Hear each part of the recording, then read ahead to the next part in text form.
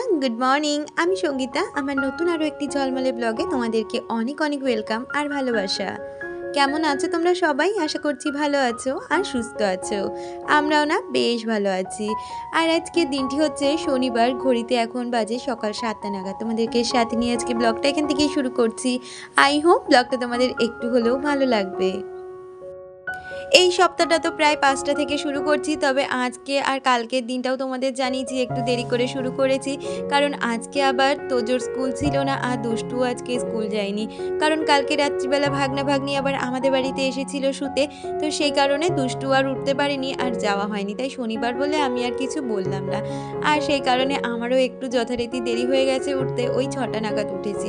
উঠে সংসারের বাকি যে সমস্ত বাসি কাজকর্মগুলো থাকে সেগুলো সেরে নিয়েছি, আর তারপরে এইদিকে স্নান সেরে জামা কাপড়গুলো কেচে নিয়েছি, এগুলোকে মেলে দিয়ে তারপরে পুজো দিতে বসবো। আর কি জানো তো, শনিবার মানেই আমার বাড়িতে কিন্তু অনেক জামা কাপড়ের টাল থাকে।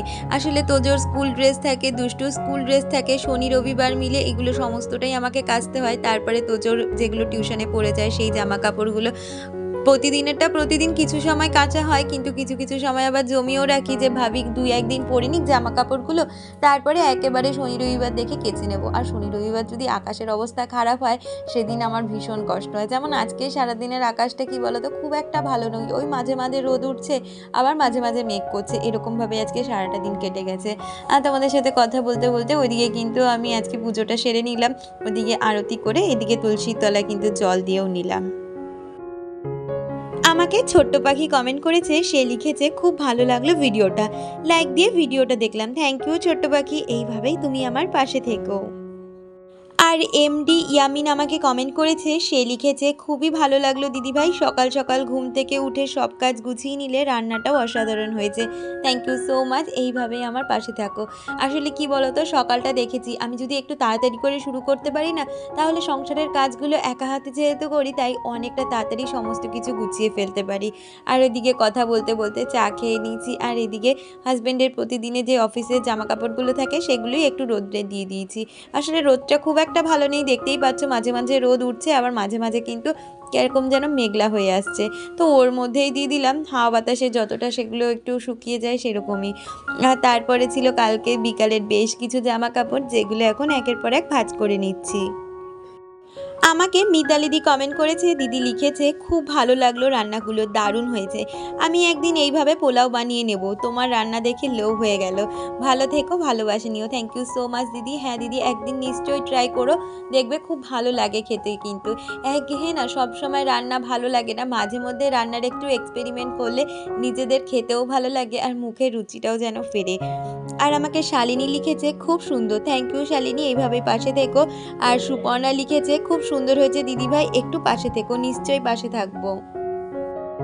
আর এই তো দেখো কথা বলতে বলতে আমি কিন্তু এদিকে জামা কাপড়গুলো একের পর এক ভাঁজ করে নিচ্ছি। আর এই ঘরে তো জানোই বেশিরভাগটা জামা কাপড়েই ঘরটা নোংরা থাকে, আর তার সাথে তোজোর দুষ্টুর বই খাতাতেই এই ঘরটা নোংরা হয়ে থাকে। এছাড়া এই ঘরটা কিন্তু নোংরা হওয়ার কোনো অপশান নেই, জামা কাপড়গুলো গুছিয়ে নিলে আর বিছানাটা ঝেড়ে নিলেই কিন্তু ঘরটা একদম পরিপাটি হয়ে যায়। ও তার সাথে কিন্তু সোফাটাকেও সুন্দরভাবে গুছিয়ে নিতে হয়। কালকে যেহেতু ওই ভাগনা ভাগ্নি এসেছিল সেই কারণে কুশানটা তো আবার শোয়ার কাজে লেগেছিল, 2টো কুশানই নিয়ে যাওয়া হয়েছিল, তাই এইদিকে জামা কাপড়গুলো আবার সুন্দরভাবে গুছিয়ে নিচ্ছি, তারপরে কুশান টেনে রেখে দেবো। আমি ভাবছি এই তো গরমে এত জামা কাপড় 4জন মানুষ হয়ে, এই তো শীতকাল পড়ছে আবার কত জামা কাপড়, সেগুলো যে আমি কোথায় রাখবো, তার মধ্যে ইঁদুরের উৎপাত, সেই ভাবলেই না মাথা যেন খারাপ হয়ে যাচ্ছে জানো তো। কারণ এইদিকে দেখছি হালকা হালকা ঠান্ডা এবার পড়তে শুরু করেছে, ঠান্ডা মানেই শীতের অনেক পোশাক বেরোবে, আর বাচ্চা ঘরে থাকলে তো আরও বেশি করে সেগুলো রাখারও আবার জুতজাত করে জায়গা লাগবে, গুছিয়েও রাখতে লাগবে। কিন্তু এইভাবে খুলে রাখলে না ইঁদুরে না কেটে দেবে, কারণ শীতের পোশাক দেখেছি ইঁদুরে খুব বেশি কাটে।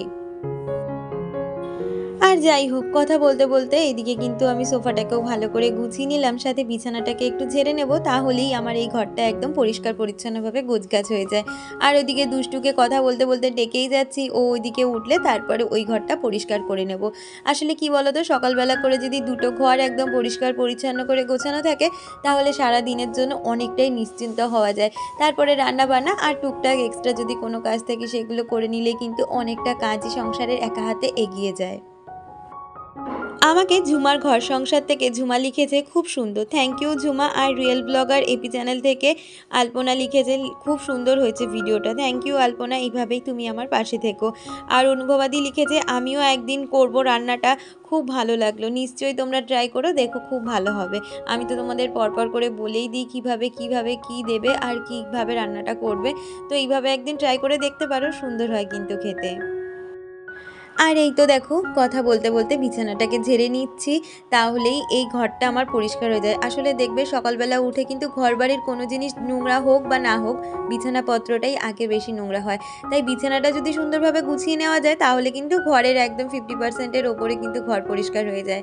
আর তারপরে সোজা চলে এসেছি রান্নাঘরে, ওইদিকে বাচ্চারা পড়তে বসে পড়েছে আর আমি এদিকে একের পর এক রান্নাগুলো সেরে নিচ্ছি। আজকে শনিবার মানে ভেজ, সেজন্য মুগ ডালটা ভেজে নিয়েছি আর ওদিকে সিদ্ধ বসিয়ে দিয়েছি। আর এদিকে জানো তো মুগ ডালটা ভেবেছি একটু মূলো আর ধনেপাতা দিয়ে করব, তাই মূলোর সাথে আমার হাজব্যান্ড একটু মূলো শাকও নিয়ে এসেছিল, কারণ ওই মূলোর মাথার ওপরের দিকে যে শাকগুলো থাকে ওগুলো একটু ভালো দেখে আনলেই কিন্তু হয়ে যায়। আমি আবার মূলো শাকটা খেতে ভীষণ পছন্দ করি, আমাদের বাড়িতে মূলো তো কেউ সেইভাবে খায় না, সাথে শাকটাও না, তাও শাকটা আমার হাজব্যান্ড একটু আধটু খায় কিন্তু মূলো একদমই খায় না, শুধু ফ্লেভারের জন্যই মূলোটা আনা হয়। আমাকে অনিশার ব্লগ চ্যানেল থেকে অনিশা কমেন্ট করেছে, সে লিখেছে খুব সুন্দর ব্লগটা, দিদিভাই দুষ্টু তো গভর্নমেন্ট স্কুলে পড়ে কিন্তু ওর স্কুল সকালে খুব তাড়াতাড়ি স্টার্ট হয় কেন? আসলে ওদের না দুটো শিফটিং টাইম, একটা হচ্ছে সকালবেলা গার্লসদের আর ডে টাইমে ওদের বয়েজদের, সেই জন্য ওকে কিন্তু সকালবেলায় স্কুলটাই দেওয়া হয়েছে। আর ওদের স্কুলটা না আমাদের এখানে খুব রেপুটেড একটা স্কুল, যার জন্য ওকে ওই স্কুলে আমরা কিন্তু ভর্তি করিয়েছিলাম। যদিও বা ওদের মানে আমার বাপের বাড়ির ওইদিকে গভর্নমেন্ট স্কুলে প্রথম থেকে পড়তো, সেই কারণে আমি ওকে এখানে এনেও গভর্নমেন্ট স্কুলে দিয়েছি। যদিও বা গভর্নমেন্ট স্কুল হোক না কেন, একটু তো ভালো খারাপের মানে ডিসিপ্লিনের দিক থেকে থাকে, অনেক স্কুল ভালো, সেই দিকে দেখতে গেলে এই স্কুলটা অনেকটাই ভালো, যার জন্য আমরা অনেক বিবেচনা করে এই স্কুলে ভর্তি করিয়েছি। তো কথা বলতে বলতে দেখো ওদিকে কিন্তু আমার ডালটাও হয়ে গেছে, সাথে ওই মূলো শাক ভাজাটাও হয়ে গেছে, আর ওইদিকে ফুলকপি আলু দিয়ে তরকারি করে নিচ্ছি। আর খাওয়ার আগের দিন না একটু পাঁপড় ভেজে নেব, সাথে একটু ফুলকপির পকোড়াও করে নেব। নিরামিষের দিনগুলোতে না এরকমভাবে রান্নাবান্না করি, আর তোজো না ডাল আর একটু পাঁপড় ভাজা হলেই হয়ে যায়, এছাড়া আর কিছু লাগে না। আর খুব বেশি ভালো খাবার বলতে গেলে একটু পনির লাগে তোজোর, তবে সব দিন তো আর পনির আনা সম্ভব হয় না, কারণ পনিরের যা দাম, সে কারণে একটু পাঁপড় ভেজে নেব খাওয়ার সময়, তাহলেই কিন্তু হয়ে যাবে। আমাকে অভিজিৎ সরকার দাদা কমেন্ট করেছে, সে লিখেছে দারুণ, থ্যাংক ইউ দাদা। আর ফিউশন অফ টুম্পা, সে লিখেছে লাভ, তোমাকেও অনেক ভালোবাসা। আর ঝিলি কমেন্ট করেছে, ঝিলি লিখেছে রান্নাগুলো দারুণ হয়েছে, তোমার হাতে জাদু আছে জানো তো। আর তোজো সোনার সাজটাও খুব সুন্দর হয়েছে, থ্যাংক ইউ সো মাচ ঝিলি। জানি না হাতে জাদু আছে কিনা, তবে চেষ্টা করি নতুনত্বের কিছু বানানো, তার মধ্যেও অনেক কিছু ভালোও হয় আবার অনেক কিছু খারাপও হয়, কিন্তু চেষ্টা থাকলে জীবনে সাকসেস একদিন হওয়াই যায়, এইটা আমি সবসময় মনে করি। আর ওইদিকে দেখো ফুলকপি আলু তরকারিটা তো বসিয়ে দিয়েছি, সাথে না একটু ফ্ল্যাক্সিড আজকে করে নিচ্ছিলাম। আসলে আজকে শ্যাম্পু করব, দুদিন আগে শ্যাম্পু করেছিলাম, জানি না এত তাড়াতাড়ি আজকে মাথাটা এত অয়েলি লাগছে, যার জন্য একটু ফ্ল্যাক্সিড জাল দিয়ে নিচ্ছি। আর আজকে না একদমই ফ্ল্যাক্সিডটা আগে দেবো না, ওই শ্যাম্পুর সাথে ফ্ল্যাক্সিডটা মিশিয়ে শ্যাম্পুটা করব, এতে না চুলটা অনেক সিল্কি হয়ে যায়। আর এই যে শীতের দিন আসছে, আমার যে কি সমস্যা শুরু হবে, ভীষণ আমার মাথায় জানো তো ড্যান্ড্রফ হয়, যদিও বা আমি লেবু দিই কিন্তু তবুও আমার প্রচুর ড্যান্ড্রফ হয় আর খুব হেয়ার ফল হয়। জানি না শীতে আবার এই বছরে আমি কিভাবে হেয়ার ট্রিটমেন্ট করব, তোমাদের হাতে যদি কোনো অপশন থেকে থাকে অবশ্যই আমাকে শেয়ার করো। আর আমি আমার মতন যেভাবে ঘরোয়া ট্রিটমেন্ট করে থাকি সেটাও তোমাদের সাথে নিশ্চয়ই শেয়ার করব খুব তাড়াতাড়ি। আমাকে মিলন সাথী লিখেছে, তুমি লিখেছো দি আমি রাগ করিনি, কেন গো রাগ করবে কেন, আমি কি কিছু করেছি? যদি কিছু করে থাকি অবশ্যই কমেন্ট করে জানিও।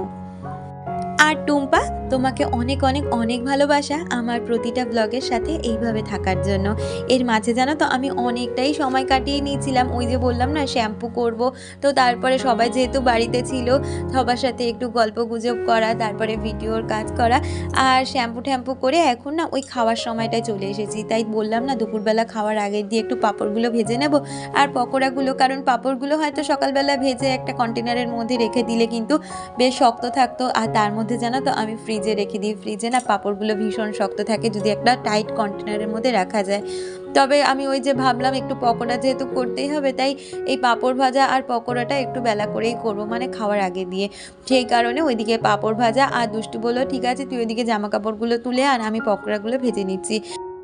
আর ওইদিকে ফুলকপির পকোড়াগুলো দুষ্টুই ভাজছিল, আর আমি চলে এসেছি এদিকে জামা কাপড়গুলো তুলে নিতে। বাইরে না প্রচুর মেঘ করেছিল, আর সমস্ত জামা কাপড় খুব একটা ভালো করে শোকায়নি জানো তো, বেশিরভাগটাই আধ ভেজা ছিল। যেহেতু জলটা টেনে গেছে, আর আধ ভিজা একটু পাখার তলায় মেলে দিলেই কিন্তু সমস্তটা ভালোভাবে শুকিয়ে যাবে। সে কারণে আমি এদিকের পর্দাটা টেনে দিলাম, কারণ একটু পরে তো শুতে হবে, তাই তখন পর্দাটা দিতেই হবে। সে কারণে একেবারে পর্দাটা টেনে নিয়ে জামা কাপড়গুলো একের পর এক মেলে দিচ্ছি। তাহলে ওই পাখা চললে ওর মধ্যে কিন্তু অনেকটা করেই টেনে যাবে জামা কাপড়। আর এরপরেই সবাই লাঞ্চ নিয়ে আমরা বসে পড়েছি।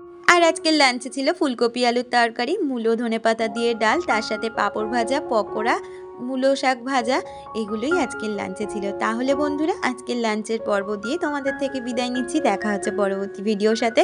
ততক্ষণ তোমরা খুব ভালো থেকো, সুস্থ থেকো, আমার পরিবারের সাথে থেকো।